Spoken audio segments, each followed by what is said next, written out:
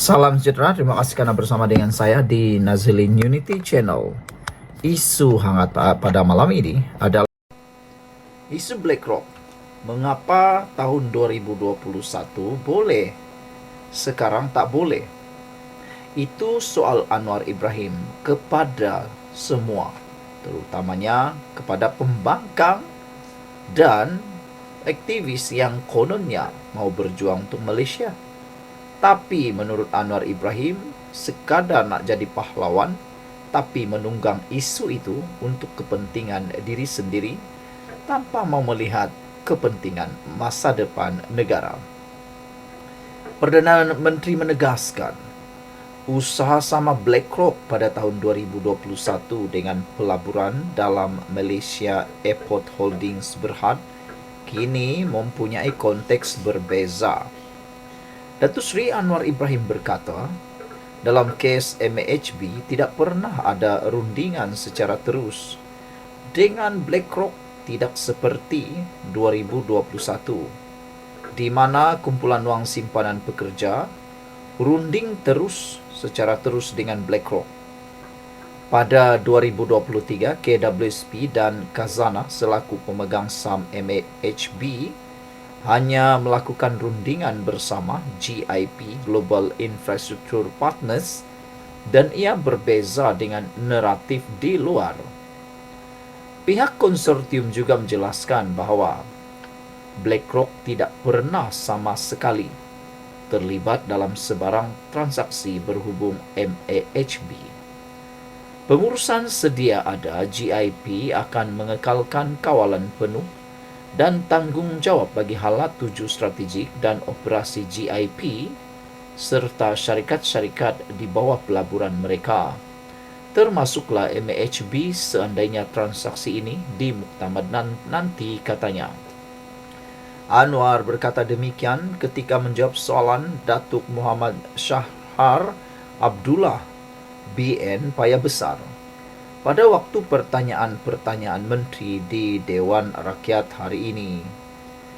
Anwar menjelaskan pemilihan BlackRock oleh KWSP sebagai salah satu pengurus dana akaun terurus berasingan SMA, pelaburan langsung dan pelaburan bersama equity persendirian PE, patuh syariah yang pertama dan terbesar di dunia dengan peruntukan 600 juta Amerika Syarikat dolar bersamaan dengan 2.5 bilion ringgit. Menurutnya, menerusi peruntukan itu, KWSP menubuhkan 3 dana SMA bernilai 200 juta AS dolar setiap satu yang akan dikendalikan oleh 3 pengurus dana equity persendirian: BlackRock, Harbourvest Partners LLC dan Partners Group AG. Usaha tersebut, kata Perdana Menteri, telah bermula sejak 2018 sebelum dilancarkan KWSP pada tahun 2021. Kita diserang sekarang dalam isu pelaburan BlackRock, termasuk oleh rakan di sebelah sana, iaitu pembangkang. Dia lupa keputusan penting dibuat ketika jadi kerajaan, beri peranan kepada BlackRock pada tahun 2021, kata Anwar Ibrahim. Apa keputusannya? KWSP menyerahkan akaun terurus berasingan SMA bersama equity persendirian PE, patuh syariah pertama dan terbesar di dunia, kepada BlackRock. Tahniahlah. Dan jumlahnya 600 juta Amerika Syarikat dolar bersamaan 2.5 bilion ringgit. Kalau dalam isu BlackRock ini dilihat soalnya, mengapa 2021 boleh buat tetapi sekarang tak boleh? Inilah yang menjadi masalah. Apakah hukum berubah ikut keadaan, kata Perdana Menteri lagi. Sekian untuk kali ini. Jangan lupa tinggalkan komen Anda. Kita jumpa lagi. Bye-bye. Salam sejahtera. Isu hangat pada petang ini melibatkan calon Perikatan Nasional. Betulkah dia menipu resume dia? Ini yang didapat atau diperoleh oleh netizen selepas mereka mengkaji latar belakang calon PAS di PRK Sungai Bakap. Enggan ulas dakwaan tipu resume calon Perikatan Nasional, hanya jawab ada kuasa Tuhan. Apa ceritanya? Calon Perikatan Nasional PN dari PAS Abidin Ismail dihujani kritikan selepas tular klip video memaparkan beliau enggan menjawab soalan wartawan berkenan pekerjaannya.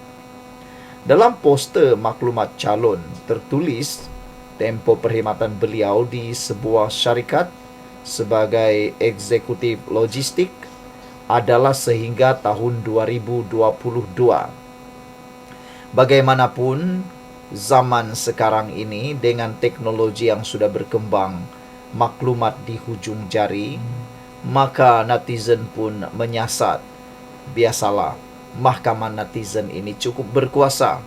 Apa saja yang Anda cakap, apa saja yang Anda tunjuk, semua boleh dilihat dalam Google. Type saja nama Anda, boleh tahu siapa Anda. Apalagi dengan Facebook, dengan YouTube, dengan TikTok, dengan Instagram, dengan X. Semuanya mudah dicapai. Oleh sebab itulah ketika mahkamah netizen menyasat maklumat berkaitan calon Perikatan Nasional ini, berdasarkan maklumat yang dikongsi pengguna media sosial, kilang tempat beliau bekerja didapati sudah ditutup operasi sejak tahun 2020.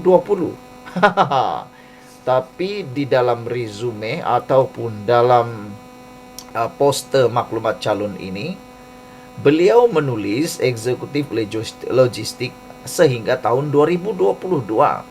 Tapi maklumat yang dikongsi pengguna media sosial mengatakan kilang tempat beliau bekerja sudah ditutup operasi sejak tahun 2020.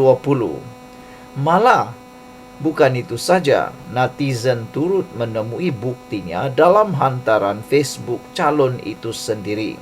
Pada tahun itu memaklumkan tentang penutupan kilang tersebut.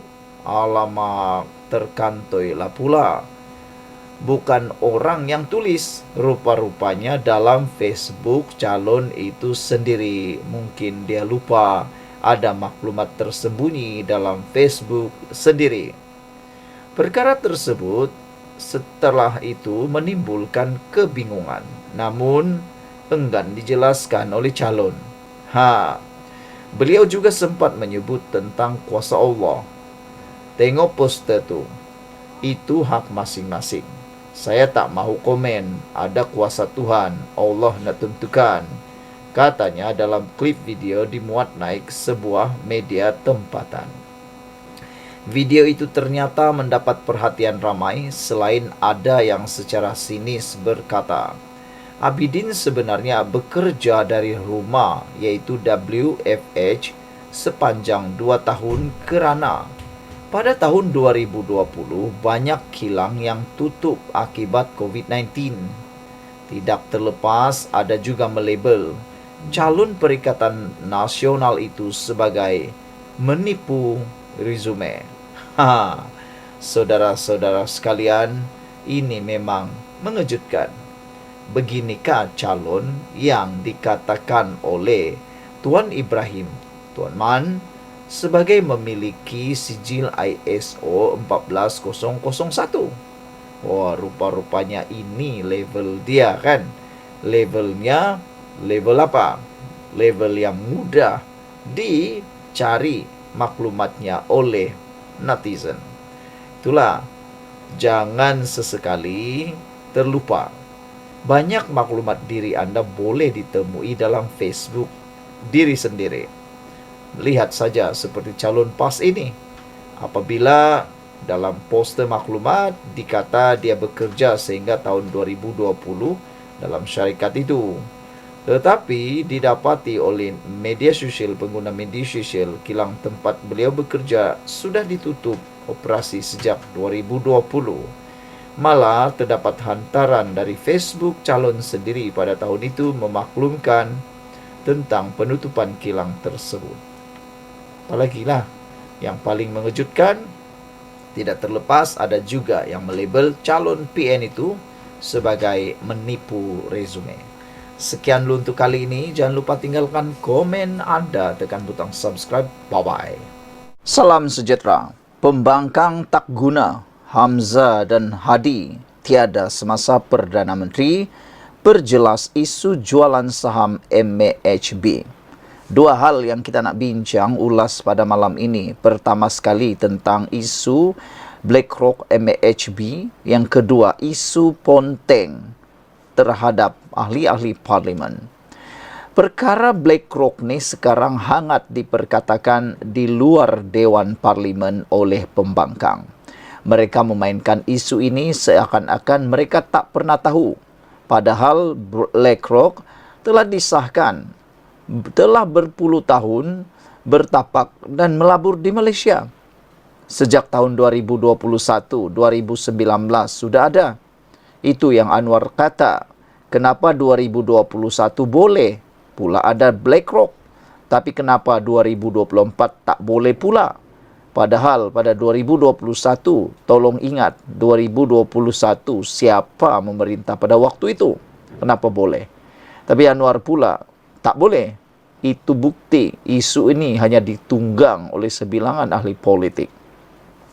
Bila dijelaskan di Dewan Rakyat, disitulah sepatutnya didengar oleh semua orang. Kerana di Dewan Rakyat tidak boleh, tidak dibenarkan mengeluarkan kenyataan yang mengelirukan.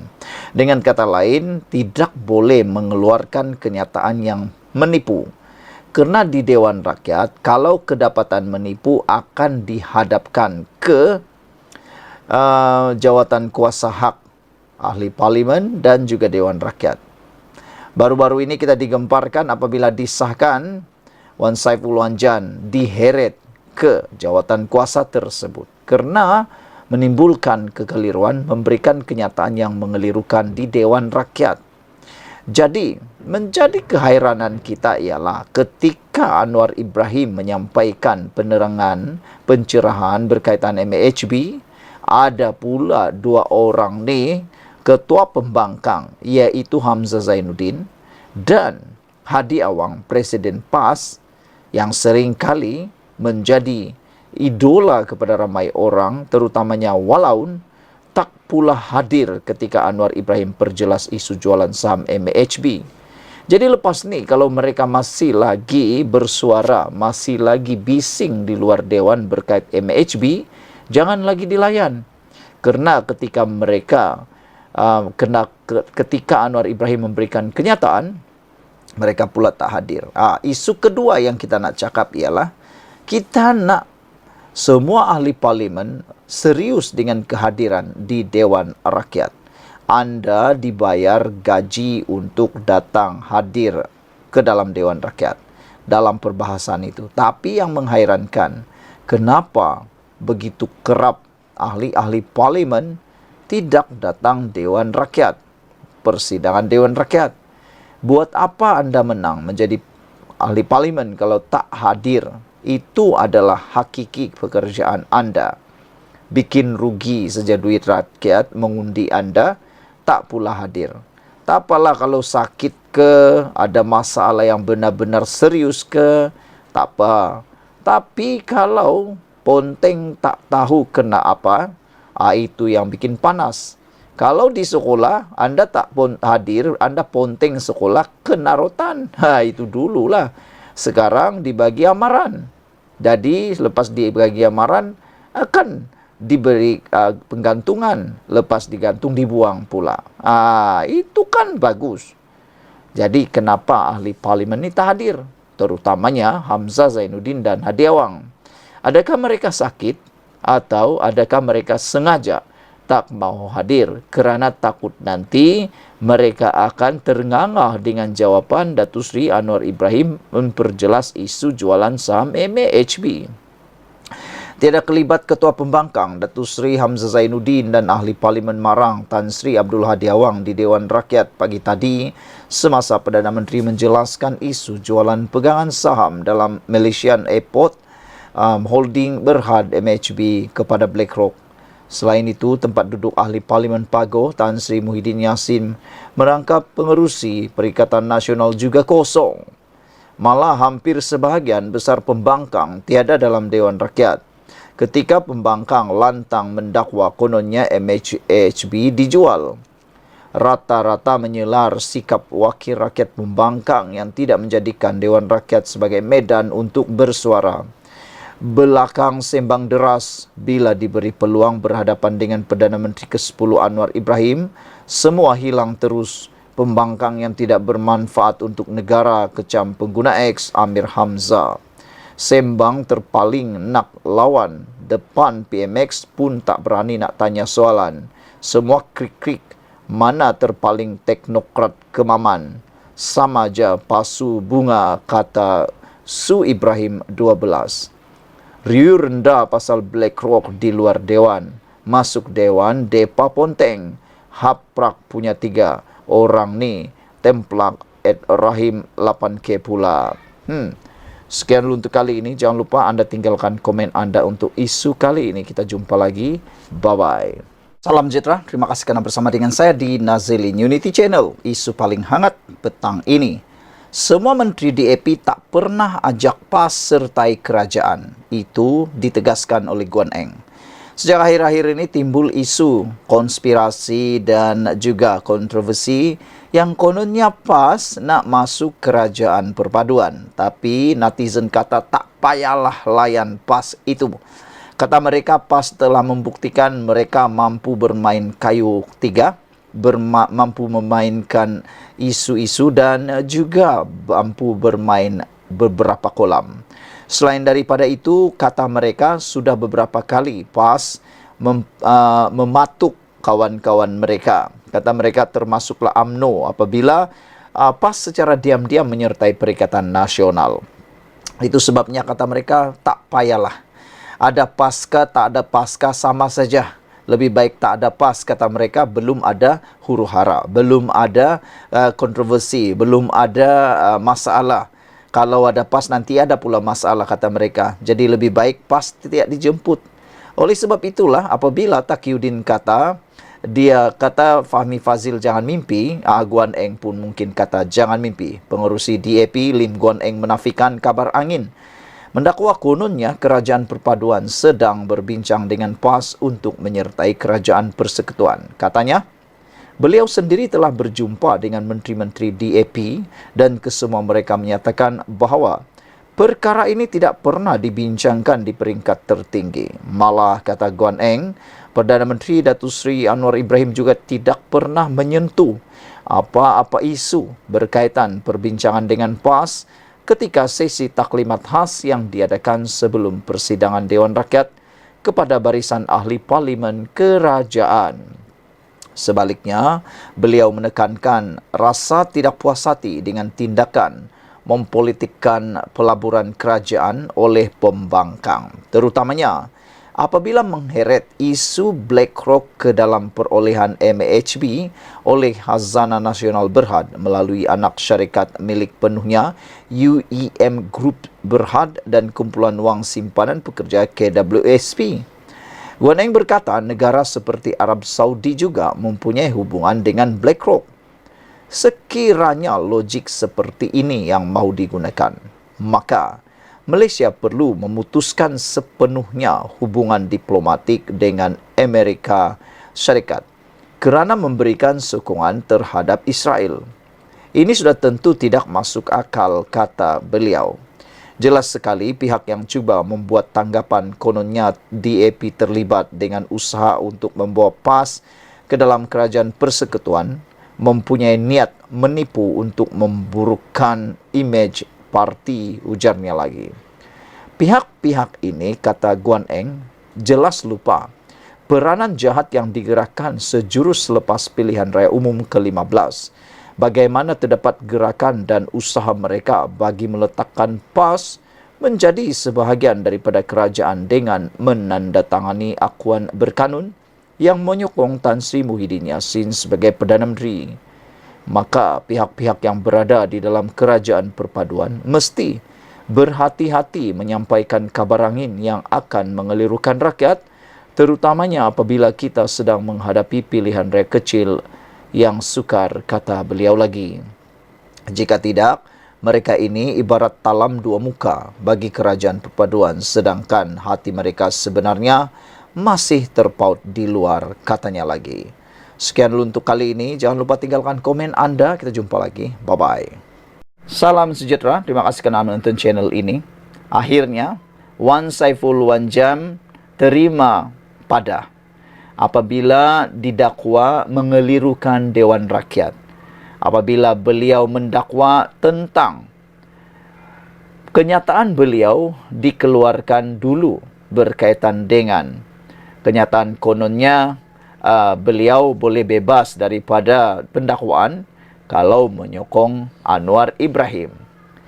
Perkara itu telah pun menimbulkan kontroversi besar sehingga Wan Saiful Wanjan sah dirujuk ke Jawatan Kuasa Hak dan Kebebasan. Usul itu disokong majoriti ahli parlimen kerajaan, manakala wakil rakyat blok pembangkang bertindak keluar sebagai tanda protes. Inilah kualiti pembangkang kita sekarang. Sikit-sikit keluar dewan, sikit-sikit keluar dewan. Tak tahulah mereka ni keluar dewan ni baguskah tidak. Tapi dari segi penilaian moral, tak baguslah. Kan? Kerana keluar dewan itu tiada hasilnya. Itu pertama. Yang kedua, lebih baik mereka berbahas. Gunakan ruangan ini untuk mengeluarkan hujah. Rakyat mendengar, rakyat tahu kenapa mereka perlu perjuangkan Wan Saiful Wanjan. Bukannya keluar dewan. Kamu keluar dewan, mulut tak cakap, keluar dewan, seakan-akan sudah kalah. Angkat bendera putih. Wan Saiful Wanjan akan dirujuk ke Jawatan Kuasa Hak dan Kebebasan Parlimen susulan kenyataannya bahawa kes mahkamahnya boleh dimanipulasi untuk dibatalkan atau digugurkan. Usul merujuk pemimpin bersatu itu ke jawatan kuasa berkenan diluluskan melalui undian blok disokong majoriti ahli parlimen kerajaan, manakala wakil rakyat blok pembangkang bertindak keluar sebagai tanda protes. Inikah, netizen kata, inikah kualiti blok pembangkang, ahli-ahli parlimen pembangkang yang walau dah pilih itu. Inikah kualiti yang kamu mau, kata mereka. Bila dah kalah, keluar dewan. Bila tak boleh jawab, keluar dewan. Bila tak suka, keluar dewan. Ini paling bikin panas lah kan. Sepatutnya mereka berbahaslah. Bahas baik-baik. Berikan hujah baik-baik supaya netizen faham. Ini keluar dewan. Jadi tak hairanlah kalau nanti walau dia penyokong-penyokong Perikatan Nasional ni kata netizen pun suka keluar dewan. Kamu pikir sajalah kalau kamu sekarang ni Anda sedang berbincang dengan seorang kawan dan kawan kamu tu tak suka dengan pendapat Anda. Belum habis lagi pendapat Anda, dia sudah jalan keluar.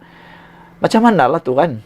Kita nak sampaikan maklumat, dia tak nak dengar. Apa dan muka dia lah kalau dia kalah. Itu. Usul merujuk sebelum keputusan itu dibuat, Ronald Kiandi, PN Beluran dan Sahrizan Johan, PH Bangi dibenarkan berbahas oleh Speaker Dewan Rakyat Johari Abdul. Menteri di Jabatan Perdana Menteri Undang-Undang dan Reformasi Institusi Azalina Othman Said ketika membentangkan usul itu berkata, Dewan Rakyat memandang serius kenyataan Wan Saiful pada 21 Mac lalu mendakwa kes mahkamahnya boleh dimanipulasi untuk dibatal atau digugurkan. Perbuatan ini telah menunjukkan ahli parlimen Tasik Gelugur telah menyebut perkara yang sedang dalam timbangan mahkamah dan boleh dianggap merosakkan kepentingan pihak-pihak yang berbicara dalam kes tersebut.